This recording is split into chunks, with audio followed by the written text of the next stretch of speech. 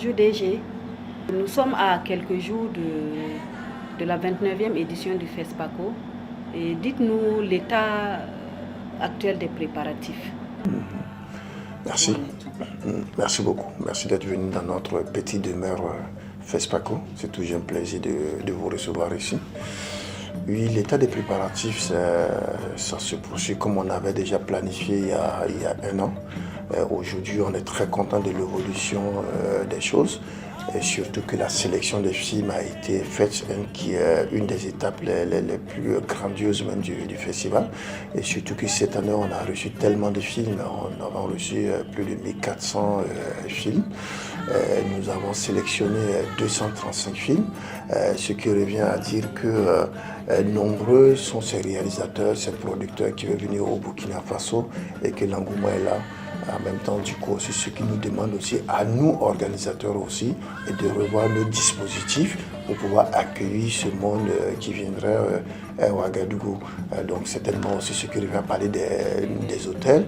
À ce niveau aussi, nous sommes bien avancés aussi avec les établissements hôteliers et touristiques. Et nous sommes aussi déjà en contact avec l'aéroport. Vous savez que c'est la porte d'entrée de tous ces invités qui viendront par avion au niveau du Burkina Faso. Nous sommes en contact avec ses directeurs, ses responsables de l'aéroport, qui nous assurent aussi la bonne marche de la chose. Nous avons aussi, disons, les salles de cinéma aussi qui vont accueillir ces films, l'affluence. On a vu aux dernières éditions l'affluence qui était là. Et cette année aussi, on attend beaucoup plus. Donc, il faut prendre aussi les mesures techniques et organisationnelles, bien sûr, aussi pour pouvoir faciliter l'entrée et les sorties des salles et bien sûr de la sécurité. Je peux dire que nous sommes vraiment satisfaits disons, des différentes activités qui sont planifiées dans l'organisation. Et à combien s'élève le budget de cette édition? Vous savez, c'est toujours difficile d'estimer financièrement le budget d'un festival, et surtout d'un budget d'un événement comme le FESPACO. Mais officiellement, nous sommes à 1,3 milliard, 1,4 milliard. Mais là, c'est ce qu'on parle en argent. Mais au-delà de ça aussi, il y a des apports techniques, il y a des prestations intellectuelles qu'on ne peut pas, on ne peut pas monnaie, pour ne pas dire qu'on ne peut pas essayer quand même de pouvoir les évaluer en argent. Et tout ça aussi, ça fait que c'est un gros budget pour le FESPACO, surtout pour le pays, et surtout que nous traversons des moments très difficiles. Et si nous allons arriver à le faire, d'abord aussi c'est grâce à la volonté de nos autorités, et que je remercie une fois de plus, qui est consciente justement de l'aspiration des réalisateurs et des producteurs, et surtout ceux qui viendront au Burkina Faso. Je pense que ceux qui viendront au Burkina Faso, d'abord, effectivement, c'est pour pouvoir montrer les films ou être en contact avec les homologues, cinéastes, producteurs, distributeurs, mais aussi, c'est pour voir aussi le Burkina qui, aujourd'hui, traverse des moments difficiles, mais qui tient debout et qui continue à être le lieu, entre griffes, sain des réalisateurs, et surtout aussi de la nouvelle dynamique qui a été lancée, surtout par nos autorités. Je pense que nombreux sont ceux qui veulent venir découvrir, savoir quels sont ceux qui dirigent ce pays qui tient malgré les différentes difficultés. Donc on peut dire que le budget est entièrement bouclé? En aucun cas, on ne peut boucler un budget d'un événement jusqu'au dernier jour, mais nous y travaillons. Nous y travaillons justement à boucler ce budget-là. Je profite de votre micro aussi pour lancer l'appel à tous les partenaires qui existent, tous les partenaires, même ceux qui n'hésitent pas, qui ont déjà donné, ils peuvent venir redonner encore. On est très preneurs. Et aussi à ces partenaires locaux, parce que nous sommes à un tournant très décisif, aussi bien du FESPACO que aussi de l'histoire du cinéma que nous portons depuis très longtemps. Et c'est important aussi de voir que l'État fait un effort. J'aime bien le dire, le FESPACO, c'est le seul événement vraiment d'envergure de cette taille-là, dont la majorité du budget est soutenu par l'État. Donc c'est un effort considérable en fait que nos autorités font pour pouvoir tenir. Donc c'est à ces partenaires locaux aussi de nous accompagner justement dans la réalisation de ce projet, dans la dynamique qui a été lancée par nos autorités et surtout de l'image que nous voulons donner du Burkina à l'extérieur. Il y a des moments difficiles de l'histoire des pays où des festivals sont annulés, mais en aucun cas le Burkina n'a jamais annulé l'édition d'un festival.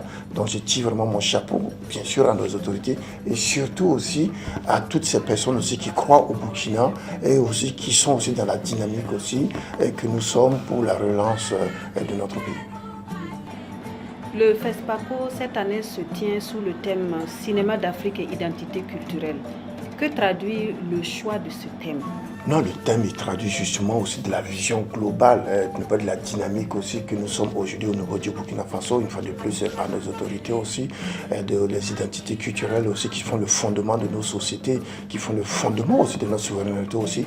C'est important aussi de voir comment cela se traduit au cinéma, quels sont les cinéastes, quels sont les producteurs, et qui peut aller justement dans ces terroirs pour pouvoir puiser, disons, nos identités aussi, de pouvoir raconter. Nous avons de très belles histoires et que nous pouvons raconter, des très belles traditions que nous pouvons raconter, pas seulement pour les Africains, mais aussi pour le monde aussi, parce que nous sommes, quoi qu'il en soit aussi, un pays de culture, pour ne pas dire le continent africain, et aussi c'est aux réalisateurs, c'est aux producteurs aussi, de s'inspirer aussi de cela aussi, de pouvoir diffuser. Si aujourd'hui on considère les États-Unis, pour ne pas dire le cinéma américain, comme le plus fort au monde, c'est parce qu'ils ont puisé aussi dans les terroirs, dans les fonds, dans leur savoir-faire, les savoir-vivre, pour pouvoir dispatcher dans le monde entier.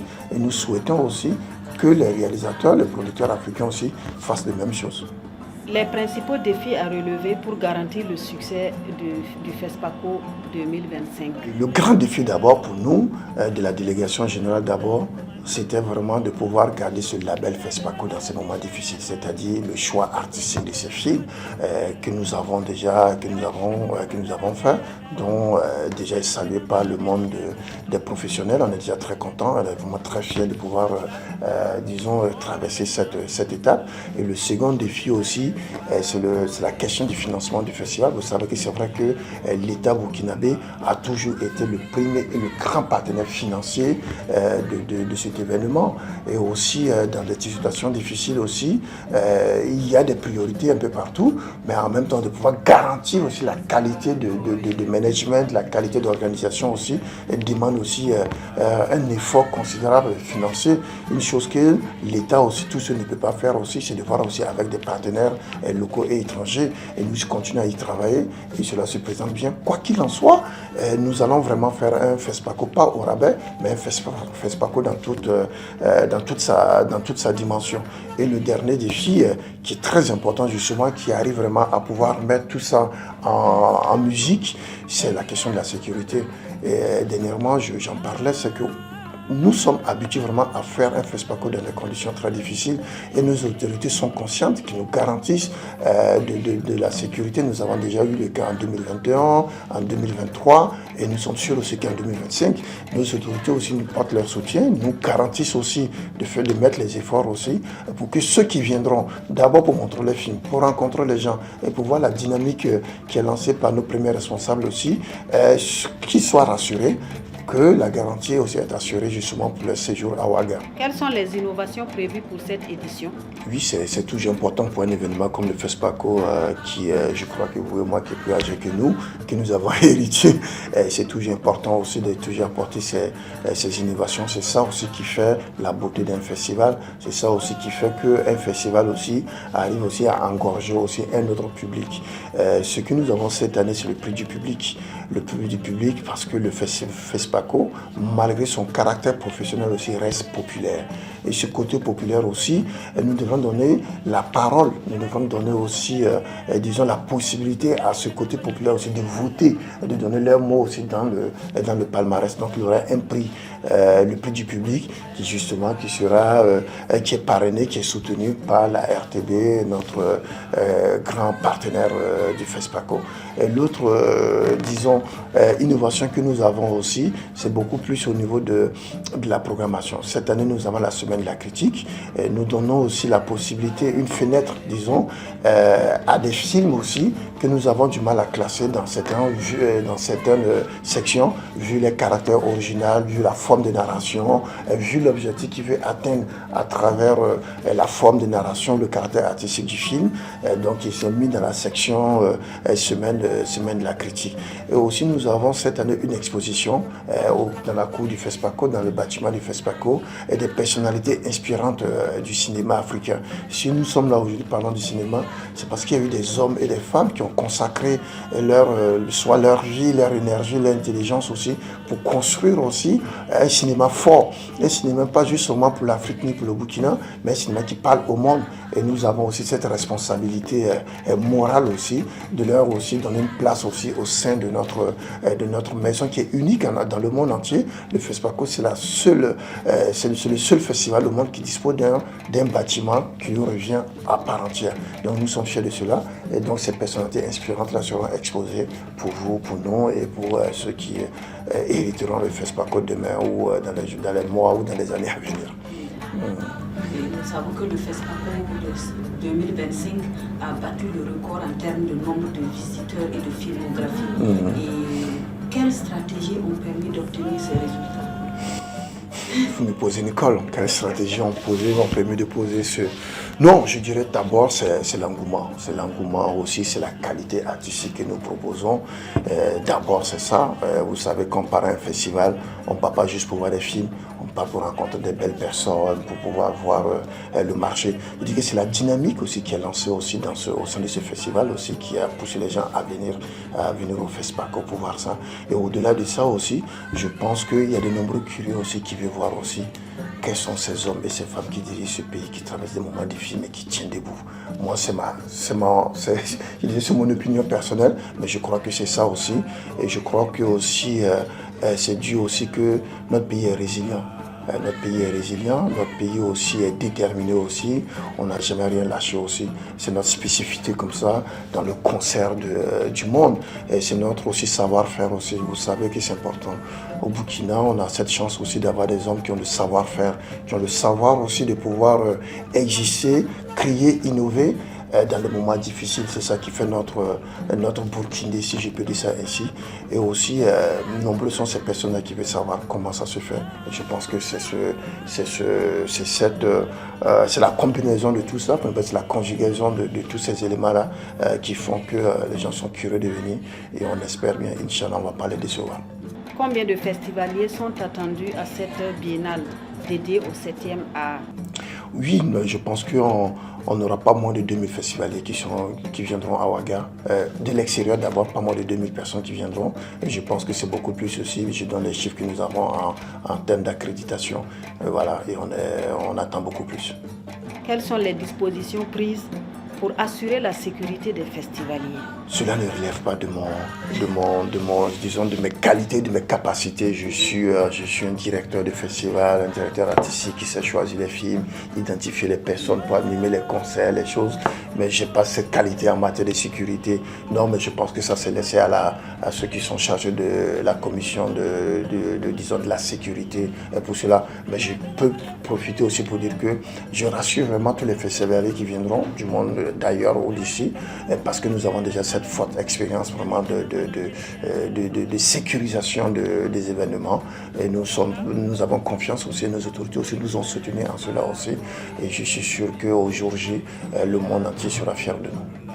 Dites-nous quels sont les partenaires qui vous accompagnent dans cette édition. Nous avons notre pays, nos autorités, c'est un grand partenaire, je le dis et je le répète aussi. Et c'est très important de le souligner parce que c'est pas évident. C'est pas évident dans des moments comme ça aussi de pouvoir décrocher de l'autre côté pour satisfaire l'autre côté. Nous sommes vraiment très fiers, très honorés, très flattés vraiment de voir que nos autorités vraiment financièrement, techniquement et même en termes de conseils, de management aussi, nous accompagnent vraiment à cela. Et en vous parlant, j'avais découlé une larme parce que c'est pas évident. Je vois que ce sont des sacrifices qu'ils font. Et c'est important vraiment de vraiment saluer le courage de ces hommes et de ces femmes vraiment qui suivent, qui s'engagent. Nous pouvons dessiner mais c'est eux vraiment de pouvoir mettre, disons, la sécurité. Bon, je ne parle pas de la sécurité en tant que vraiment les barres pour que nous puissions arriver. Nous pouvons avoir des idées, mais c'est eux vraiment qui nous vont nous accompagner. Donc merci pour tout cela. Au-delà de ça aussi, on a les partenaires classiques aussi, des organisations, disons, régionales aussi qui continuent à nous soutenir. Et aussi, on a beaucoup de partenaires locaux, des banques, on a des services aussi qui nous accompagnent et aussi quelques partenaires à l'extérieur aussi. C'est toute cette panoplie-là aussi qui nous amène à pouvoir voir. Et aussi, il y a d'autres aussi qui ont sauté aussi du train, c'est-à-dire ceux qui ont quitté aussi de pouvoir soutenir le FESPACO aussi. Pendant que d'autres sautent aussi à d'autres qui montent, vous savez, c'est comme un train. J'aime toujours prendre l'idée du train, lorsque le train démarre, à un certain moment, il y a des gens qui montent et d'autres qui descendent. Et l'objectif, c'est d'arriver à bon port. Et je suis sûr que nous arriverons. Le Burkina Faso a-t-il des chances de remporter cette année les talons d'or de Nyenenga? Vous savez, on a réussi, comme je disais tout à l'heure, plus de 1100 combien de films que nous avons visionnés. Nous avons retenu 235 films. Et les 235 films aussi peuvent remporter les talents d'or de Nyenenga. Je parle à ma qualité de directeur du FESPACO, de délégué général du FESPACO. Et je pense qu'ils sont tous... Et on a 48 pays. Ce qui est énorme, c'est une première. On a 48 pays qui seront représentés. Et les 48 pays, je pense que les journalistes comme vous, les autres aussi, sont toujours demandé aussi, est-ce que vous êtes sûr de pouvoir gagner les talents d'or du Nyenenga? Maintenant, si je prends, pour ne pas être chauvin, ma casquette du fils du Burkina, burkinabé, je souhaiterais aussi que le Burkina gagne. Je sais que les films qui sont là, dans la sélection officielle aussi, ils peuvent gagner aussi. Je tire les chapeaux à vous de les soutenir aussi, à la population de sortir pour les soutenir aussi. Je serai aussi fier, j'applaudirai aussi lorsque c'est le Burkina qui gagnerait aussi. Mais je laisserai les membres du jury en décider et soyez rassurés. Ils vont faire du travail aussi. Et l'année dernière, l'édition dernière, on était juste à une étape de gagner les talents d'or du Nyenenga. Peut-être cette année, c'est là-bas. Pourquoi avoir choisi le Tchad comme invité d'honneur à cette biennale? Quelle responsabilité cela implique pour ce pays? Normalement, le choix du pays invité d'honneur relève des autorités qui ont choisi le Tchad comme pays invité d'honneur. Ils pourront peut-être mieux répondre sur l'autre côté, mais moi, sur le côté artistique, je peux dire que j'étais très content, voire très fier aussi de voir que le Tchad a été identifié, pour ne pas dire choisi comme pays invité d'honneur. On a beaucoup, sur le plan cinématographique, beaucoup de choses se passent entre les deux pays. Nombreux sont ces réalisateurs tchadiens qui ont étudié au Burkina, à l'ISIS et autres. Nombreux sont des techniciens burkinabés qui ont travaillé sur les films tchadiens. Et culturellement, nous sommes liés. Ce qui est incroyable, c'est ça. Bien vrai qu'on ne partage pas la même frontière, nous sommes liés. Et aussi, il y a la sympathie aussi qui existe entre ces deux pays aussi. Je pense qu'on sera aussi à l'ordre c'est pas la cérémonie d'ouverture et de clôture aussi, disons aussi l'apport aussi du Tchad aussi à cela aussi. Et moi je suis très content sur le plan culturel, artistique. Je pense que c'est un très bon choix que je salue justement en passant nos autorités d'avoir pensé au Tchad pour cela. Les cérémonies d'ouverture et de clôture sont souvent marquées par des spectacles mémorables. Qu'avez-vous prévu pour cette année? Surprise. Rendez-vous le 22 février à partir de 14h au Palais des Sports de Ouagadougou pour découvrir la cérémonie d'ouverture de clôture. Non, mais c'est toujours des spectacles parce que c'est important. C'est ça qui donne le ton du festival. Donc on est aussi concentré comme le choix des films, qu'on est concentré aussi au niveau des choix du chorégraphe ou de celui qui fait. On a vu les deux années d'édition parce que je pense que vous faites allusion à ça. C'est ça qui donne le ton du festival. Et ce sont ces moments-là aussi que le monde entier nous regarde. Nombreux sont ces télévisions, ces plateformes qui sont connectées pour pouvoir montrer le Burkina et la présence de nos autorités, des acteurs, de la population et qui sortent pour regarder. Et c'est important. C'est là aussi qui montre aussi la force de création et d'innovation aussi. Comme je disais tout à l'heure aussi de nos artistes, ce sont des artistes, ce sont des chorégraphes burkinabés qui le font, donc c'est important. Et je suis sûr aussi que vous ne serez pas déçus aussi au soir du 22 février comme au soir aussi du 1er mars. Je vous invite, venez voir, sortez nombreux et on verra aussi toute la force d'imagination, de création et comment le chorégraphe Aristide Nagda fera rêver le Burkina et le monde. Est-ce que vous avez un message à adresser aux différents festivaliers, aux invités et aux cinéastes? Une fois de plus, moi j'ai décidé de croire d'abord aux autorités burkinabées qui ont décidé une fois de plus de pouvoir, même dans des situations difficiles, de pouvoir organiser l'événement. C'est de croire en ces personnes, à ces hommes et à ces femmes-là. C'est de croire aussi, disons, à la dynamique qui est lancée aussi dans notre secteur culturel cinématographique, de pouvoir se poser sur nos acquis en essayant de transcender nos difficultés pour créer quelque chose de nouveau, quelque chose d'imaginable et surtout quelque chose aussi qui va parler au monde, pas seulement au Burkina Faso. C'est de croire aussi aux autorités burkinabées lorsqu'ils parlent de la sécurité, qui vont garantir pour les invités de ne pas hésiter d'aller demander leur visa, d'aller prendre les billets d'avion, de réserver la chambre d'hôtel. C'est aussi de croire aussi à la délégation générale de FESPACO aussi qui a fait des choix forts et artistiques aussi concernant la programmation, concernant les activités et concernant aussi les moments forts de rencontre entre hommes, ne pas de femmes aussi, de cinéma et de culture. On vient au Burkina Faso, c'est vrai, pour pouvoir présenter des films. On vient au Burkina Faso pour apprendre à travers le film. On vient au Burkina Faso aussi pour se réconcilier avec soi-même en voyant ce peuple travailleur, résilient et créatif.